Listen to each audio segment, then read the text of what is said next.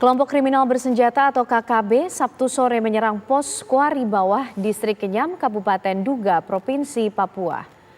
2 prajurit TNI AL gugur dan 8 lainnya luka-luka.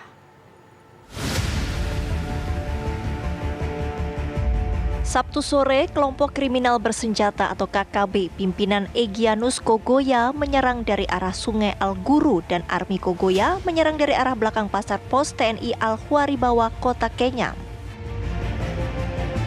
Akibat penyerangan itu, Komandan Peleton Letda Muhammad Iqbal dan Pratu Wilson Anderson Hir meninggal dunia. 1 prajurit kritis dan 7 luka-luka.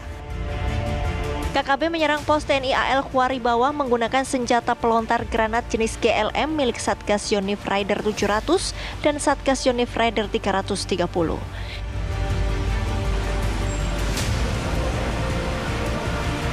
Minggu pagi, semua korban telah dievakuasi ke Rumah Sakit Umum Daerah Timika. Sementara korban meninggal dunia disemayamkan di kantor perwakilan Lanal Timika. Dari Timika, Papua, Desius Termas, TV One mengabarkan.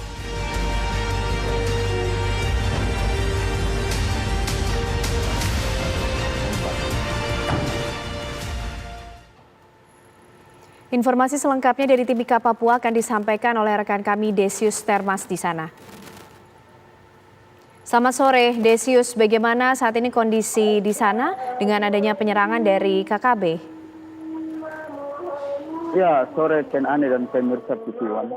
Benar sekali, kemarin sekitar pukul 6 sore terjadi penyerangan di pos marinir Kuari yang mengakibatkan ada 10 anggota yang terkena itu.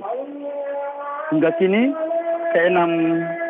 ke-10 korban telah dievakuasi ke Timika.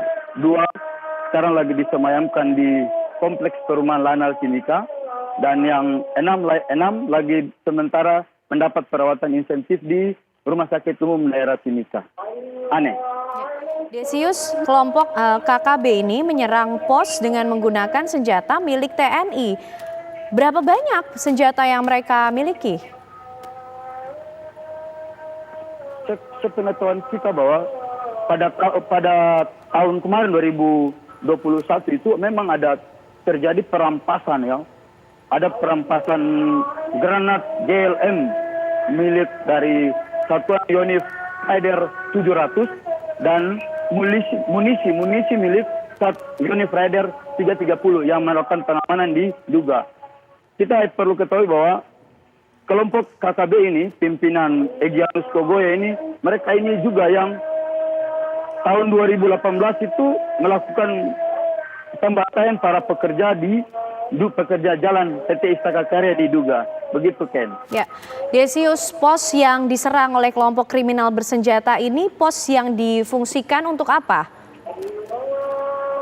Pos ini dia berfungsi untuk mengamankan aliran sungai. Karena kita tahu bahwa di Papua ini kan daerahnya sungai-sungai, jadi setiap kabupaten itu ada pos-pos marinir. Pos-pos ini sudah dijaga oleh Kesatuan Marinir dari Satgas PAM dari Angkatan Laut sendiri. Jadi yang terjadi di Duga itu adalah pos marinir 3 di Kuari, gitu, Ken. Ya, Desius, kekuatan yang dimiliki oleh petugas marinir di sana dalam menjaga pos-pos yang kemudian ada seperti apa sebenarnya? Ya, untuk itu saya tidak begitu memahami berapa jumlah mereka, tapi yang jelas tugas mereka di sana adalah mengamankan area sungai antara kabupaten satu dengan kabupaten lain. Begitu pula kampung satu dengan kampung lain. Jadi ada pos pengamanan di situ. Sehingga kalau yang saya sempat baca ada sekitar 300-an personil di sana. Cuman kan ditugas-tugaskan, dibagi, ada saatnya untuk mereka diganti. Begitu, Mbak. Ken. Ya, Desius, penyerangan yang dilakukan ke pos ini, ke wilayah yang berada di sekitar pos ini, seberapa sering dilakukan atau memang baru kali ini terjadi? Ya, memang selama ini baru terjadi karena kita tahu bahwa kalau kita memahami pergerakan saudara-saudara kita di KKB ini yang berseberangan dengan kita ini, mereka hanya ingin menunjukkan eksitas mereka aja. Jadi mulai dari gunung turun sampai terakhir diduga ini beraksi itu. Jadi kalau penyerangan pos ini baru terjadi tahun ini, begitu Mbak Ken.